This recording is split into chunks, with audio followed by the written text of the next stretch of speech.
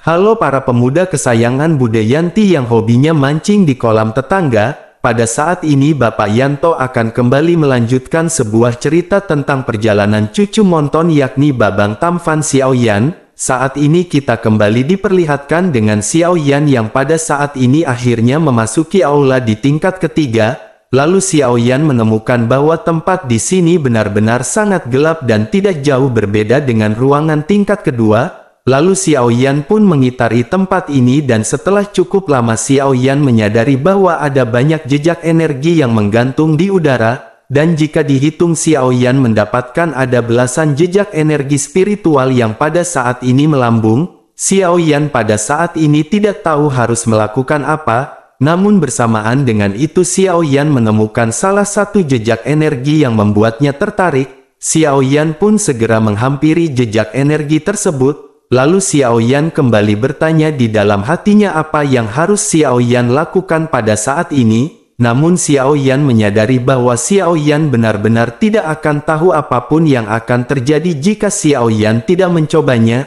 Akhirnya Xiaoyan pun segera menyebarkan kekuatan spiritual. Lalu dengan seketika beberapa utas kekuatan spiritual Xiaoyan menyelimuti jejak jiwa yang berada di hadapannya. Bersamaan dengan itu jejak jiwa tersebut pun segera masuk ke dalam lautan kesadaran dari Xiaoyan. Kemudian Xiaoyan menyadari bahwa ada lantunan suara musik yang terdengar pada saat ini. Kemudian Xiaoyan merasakan dari lantunan musik ini seperti menghipnotis Xiaoyan untuk berkultivasi. Namun Xiaoyan juga tersadar bahwa sepertinya lantunan musik ini merupakan sebuah jebakan. Xiaoyan pun bertanya-tanya dari manakah sumber lantunan musik ini berasal. Tentu Xiaoyan benar-benar baru pertama kali menghadapi hal yang seperti ini.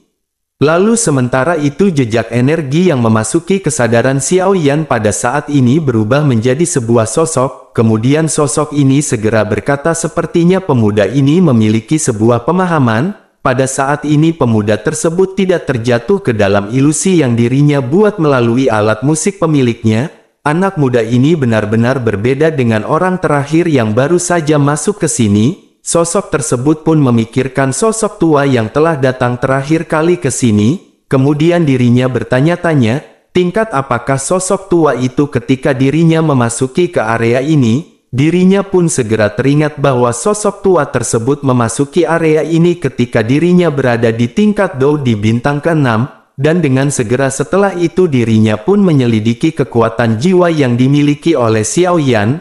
Lalu sosok tersebut pun seketika terkejut setelah menyadari bahwa kekuatan spiritual Xiaoyan sekarang berada di keadaan di tingkat puncak dalam kekuatan yang penuh. Dirinya pun bertanya-tanya, bagaimana mungkin anak muda ini memiliki kekuatan spiritual di keadaan di tahap penuh, jika dibandingkan dengan sosok tua yang terakhir kali ke sini. Maka kekuatan jiwa dari pemuda ini benar-benar sedikit lebih kuat. Jika begitu permasalahannya tampaknya dirinya harus memberikan kesempatan pada pemuda ini. Setelah bertahun-tahun yang tidak terhitung jumlahnya dirinya menunggu seseorang yang memiliki kekuatan jiwa yang kuat. Akhirnya dirinya mendapatkan seorang pemuda yang pada saat ini berhasil bertahan di bawah hipnotis alat musiknya. Sementara itu di sisi lain Xiaoyan tidak bisa melihat sosok yang baru saja muncul. Kemudian sosok tersebut pada saat ini segera memainkan musik lain. Bersamaan dengan itu Xiaoyan pun menyadari bahwa musik yang dimainkan pada saat ini berubah. Dan seketika Xiaoyan merasakan sakit di sekujur tubuhnya setelah mendengar lantunan melodi ini. Xiaoyan bertanya-tanya, siapakah yang memainkan lantunan melodi ini? Xiaoyan pun mengerahkan semua kekuatannya, namun pada saat ini Xiaoyan benar-benar tertekan oleh kekuatan yang baru saja dirinya terima. Xiaoyan menyadari bahwa tekanan ini benar-benar sangatlah kuat. Xiaoyan pun bertanya-tanya, mungkinkah ini kekuatan dari seorang Dou di bintang ke-8, atau mungkin bahkan pada saat ini kekuatan yang Xiaoyan rasakan bersumber dari seorang Dou di bintang 9. Xiaoyan pun terus bertahan di bawah tekanan melodi yang pada saat ini memiliki nada yang menyedihkan. Selain itu Xiaoyan merasakan adanya kesedihan dan kemarahan, begitu juga dengan kebencian yang terkandung dalam melodi tersebut. Xiaoyan berpikir bahwa sepertinya orang yang melantunkan melodi ini benar-benar dipenuhi dengan kebencian. Xiao Yan menyadari tampaknya selain dari perasaan tersebut sosok yang memutar lagu ini memiliki ekspresi kesedihan yang mendalam. Xiao Yan pun bergumam di dalam lautan kesadarannya, mengapa sosok tersebut tidak menunjukkan dirinya. Menyadari perkataan dari Xiao Yan ini sosok tersebut pun seketika tertegun.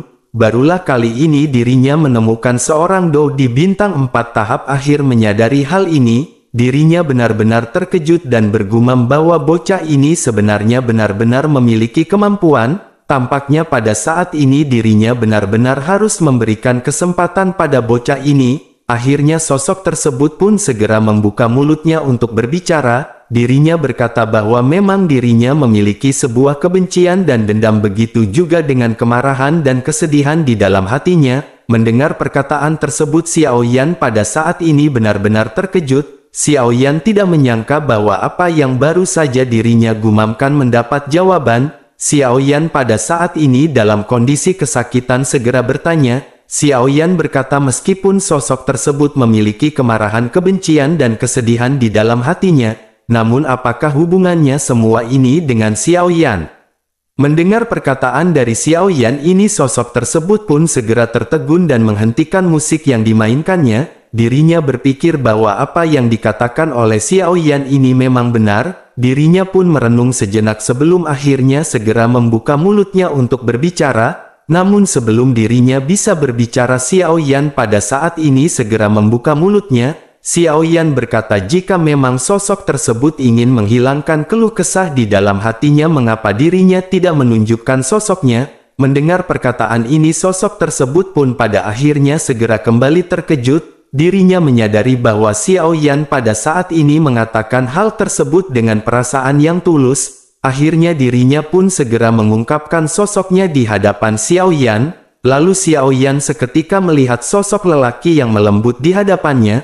Saat ini terlihat sosok lelaki ini membawa alat musik tradisional Cina. Xiao Yan sedikit terkejut, namun pada saat ini Xiao Yan tidak merasakan tekanan dari sosok tersebut. Xiao Yan pun menghela nafas sebelum akhirnya segera memasukkan beberapa pil ke dalam mulutnya. Setelah itu menyadari kekuatan dari sosok ini, tentu saja Xiao Yan pun tidak memiliki pilihan lain selain menangkupkan tangannya. Xiao Yan segera memberi hormat kepada sosok tersebut. Melihat tingkah laku dari Xiao Yan ini sosok tersebut pun merasa sedikit senang. Sosok tersebut pun segera berkata bahwa dirinya tidak menyangka ada seorang dou di bintang 4 tahap akhir yang mampu menerobos ke tingkat ketiga. Tampaknya sosok bocah ini benar-benar memiliki kemampuan. Tidak heran bocah ini benar-benar bisa menahan melodi yang dilantunkan oleh sosok tersebut. Di sisi lain Xiao Yan hanya tersenyum dan menganggukkan kepalanya. Tidak lama setelah itu sosok tersebut pun segera berkata bahwa dirinya tidak menyangka Xiao Yan menyadari semua ini. Dirinya benar-benar tidak menyangka bahwa Xiao Yan menyadari apa yang pada saat ini dirinya rasakan. Menanggapi hal itu Xiao Yan pada saat ini hanya bisa tersenyum. Sementara itu di sisi lain sosok tersebut pun pada saat ini hanya terdiam. Lalu pada saat ini Xiao Yan segera membuka mulutnya. Xiao Yan berkata bahwa semua yang dialami oleh leluhur pada saat ini tidak akan menghilang jika tidak dibicarakan. Mendengar perkataan Xiao Yan ini sosok tersebut pun seketika tersadar. Dirinya menyadari bahwa apa yang dikatakan oleh Xiao Yan ini memang benar. Akhirnya dirinya pun tersenyum dan mengangguk. Dirinya segera berkata kepada Xiao Yan jika begitu permasalahannya maka dirinya akan bercerita kepada Xiao Yan. Mendengar hal itu Xiao Yan pada saat merasakan kelegaan di dalam hatinya. Akhirnya sosok tersebut pun segera bercerita tentang masa lalunya kepada Xiao Yan. Sosok tersebut benar-benar merasa minder dengan teknik unik yang dimiliki olehnya. Dirinya memiliki senjata yang berupa alat musik unik khas dari Cina. Dirinya benar-benar mengalami tekanan dari orang-orang di sekitarnya.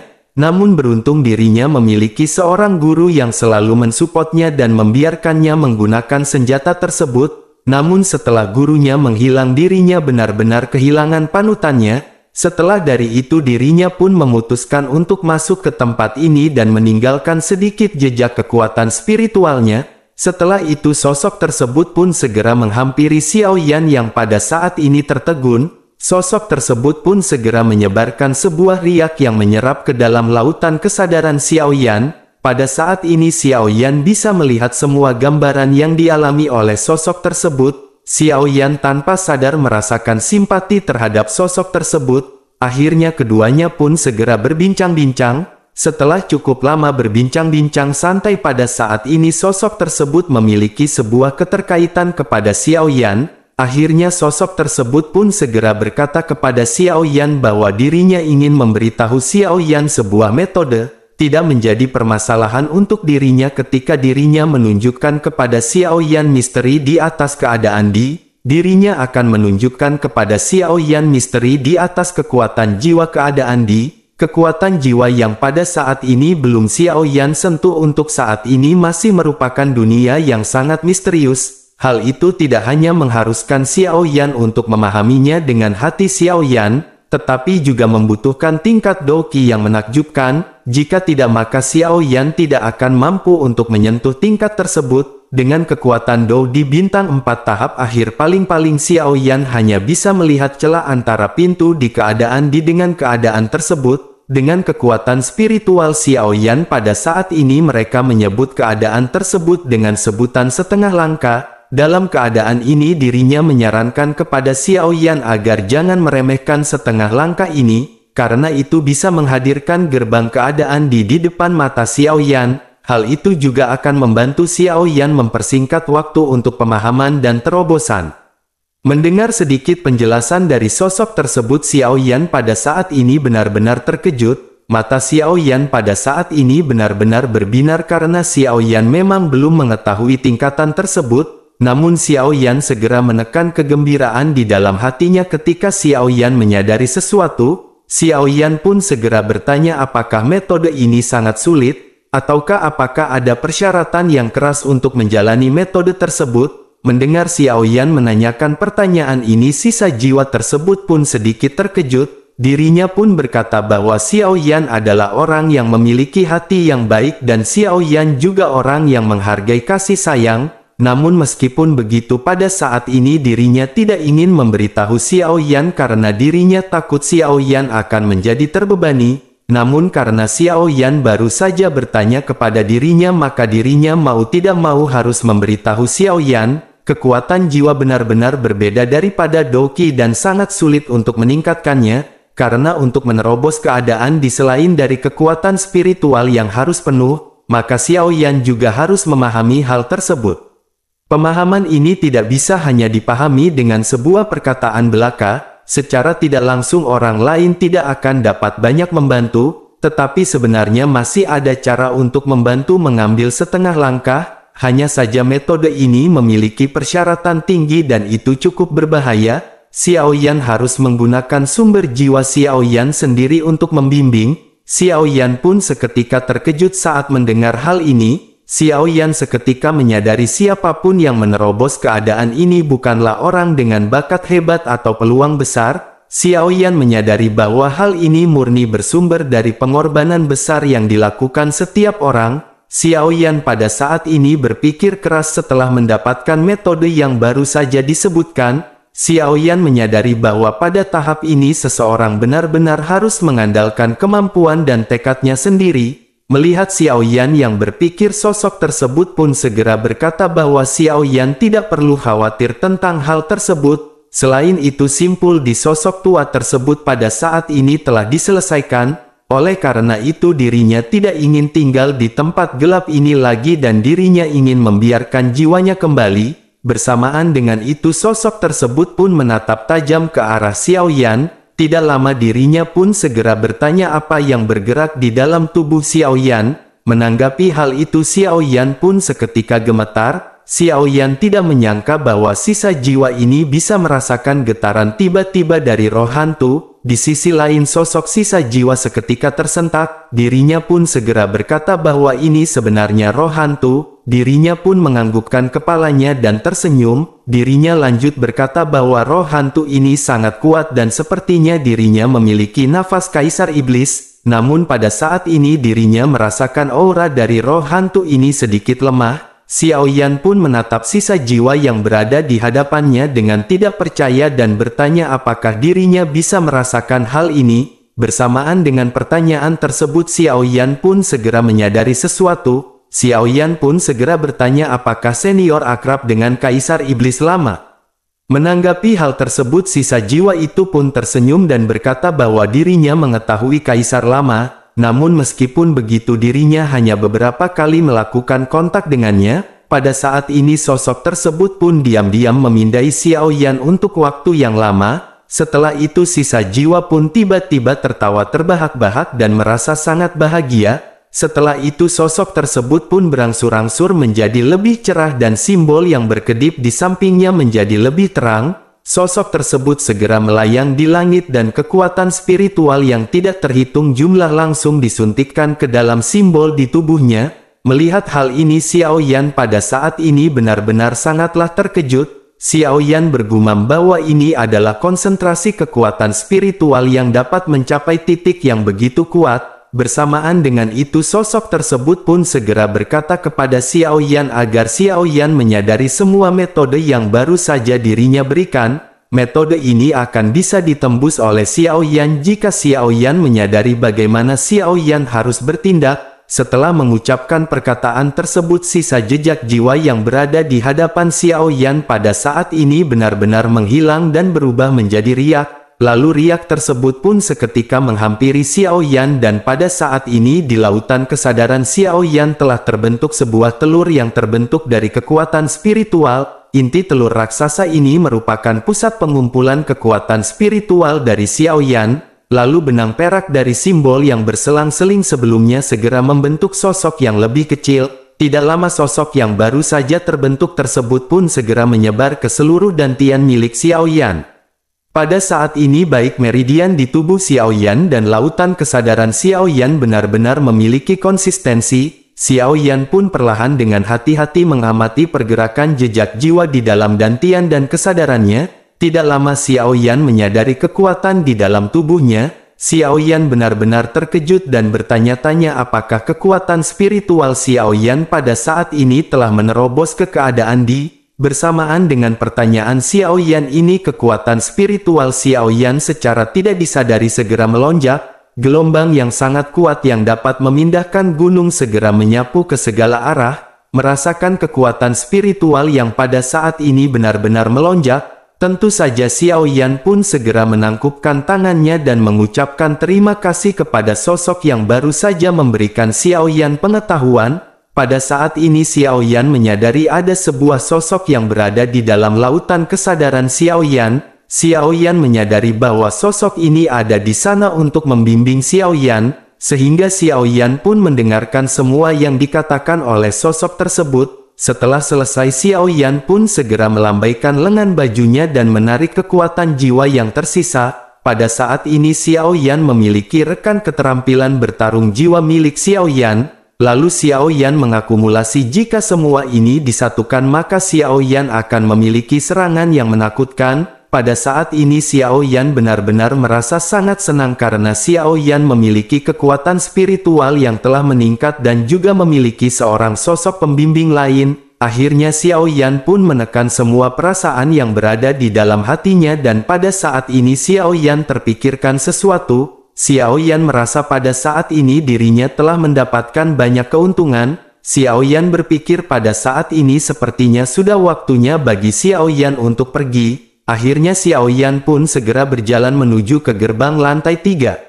Sementara itu di sisi lain di luar aula pada saat ini waktu tidak diketahui berapa lamakah telah berlalu. Namun pada saat ini cedera dari Yao Lingze sudah lama pulih. Namun meskipun dirinya masih relatif lemah namun dirinya masih keras untuk berdiri menatap ke arah aula. Semua orang pada ini masih menatap ke arah aula dan menyaksikan simbol yang berada di lantai ketiga. Semua orang pada saat ini benar-benar menantikan keluarnya Xiao Yan.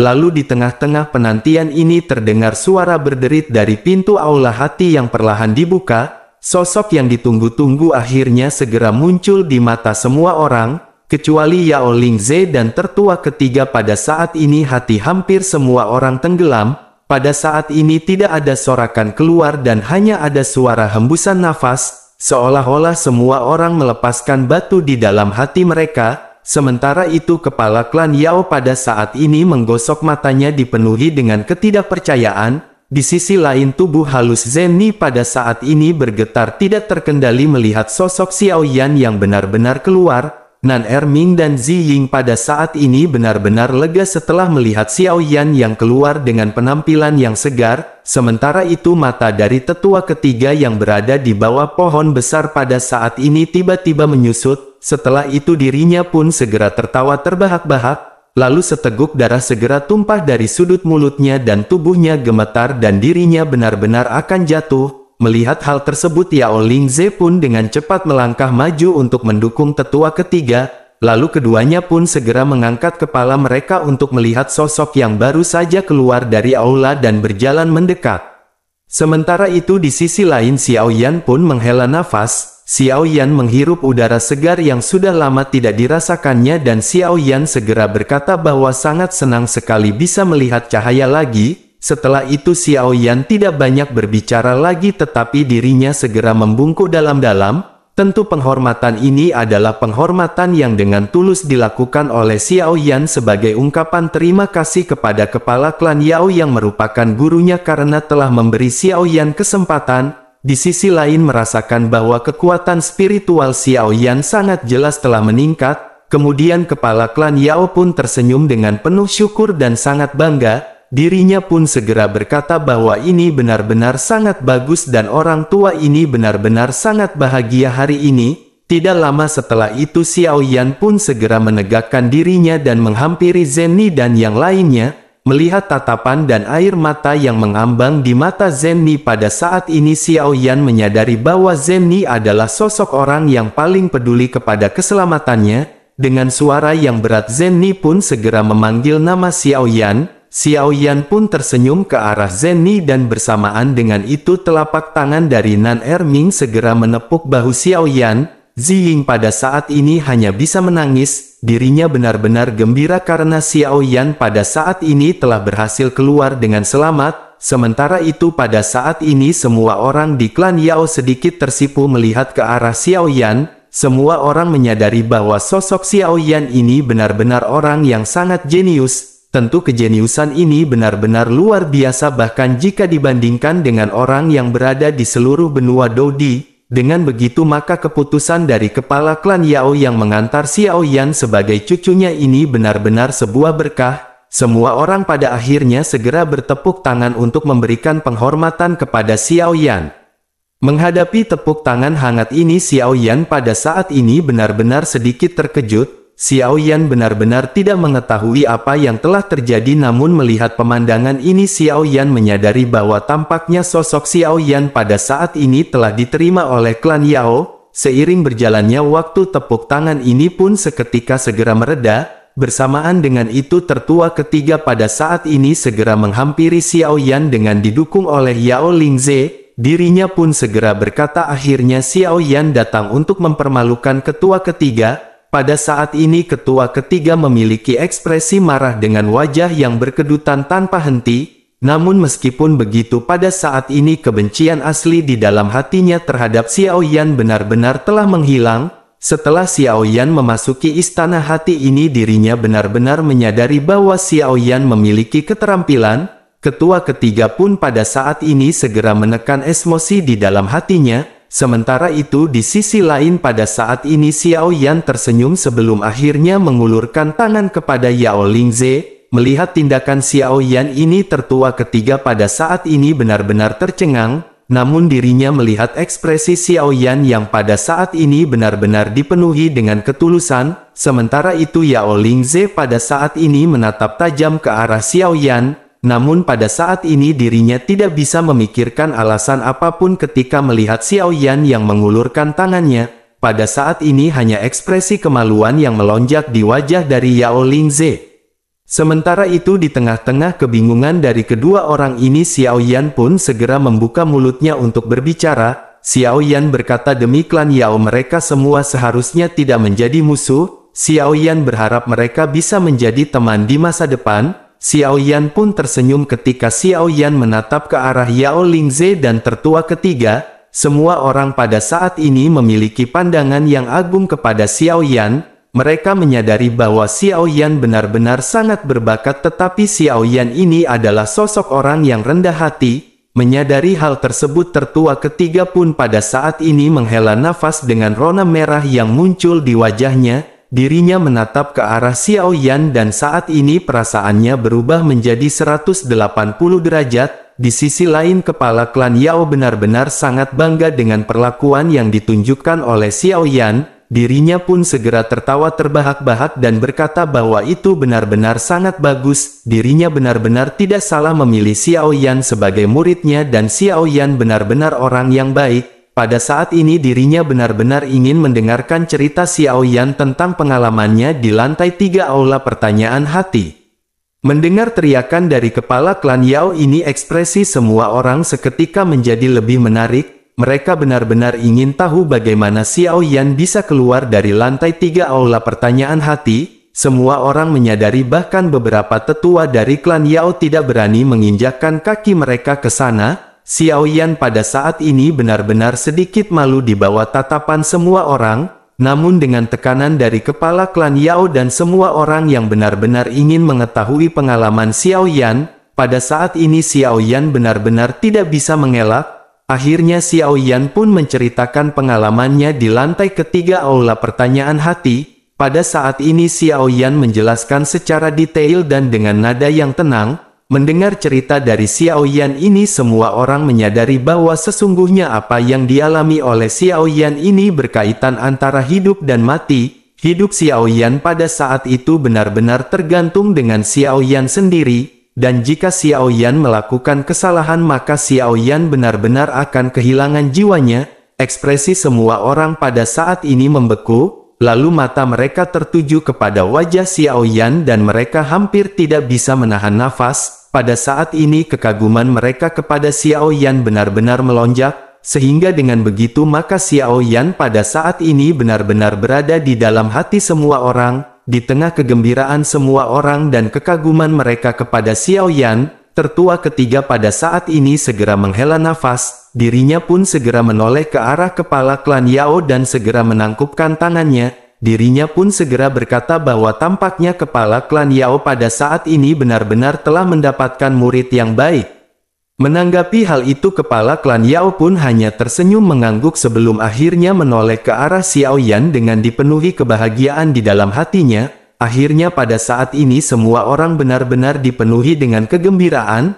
Kepala klan Yao pun segera mengumumkan kepada semua orang bahwa dirinya akan melakukan pesta. Tentu pesta ini diselenggarakan untuk menyambut kebahagiaan semua orang atas datangnya seorang jenius kepada klan Yao. Mendengar hal itu semua orang pun bersorak gembira dan perlahan-lahan meninggalkan aula untuk pergi ke warung Budayanti merayakan pesta.